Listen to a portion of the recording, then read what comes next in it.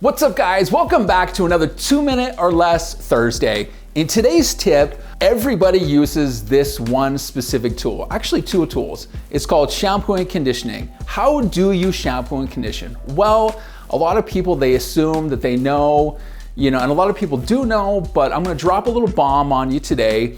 So when you shampoo your hair, you want to shampoo just initially the root area, which is gonna be the first, I would say, inch to 2.5 inches, right? That's usually the hair that gets the oiliest, all right?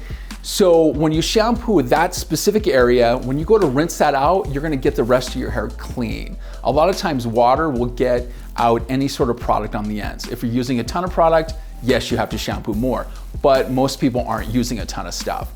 Then when you go to condition your hair, you wanna make sure that you're conditioning from about that point down.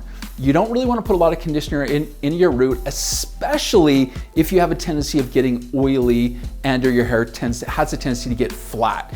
So keep that in mind, guys. Shampoo just your root, condition your ends. All right? I hope you guys enjoyed the 2-minute or less Thursday tip and trick. I'll see you in the next video.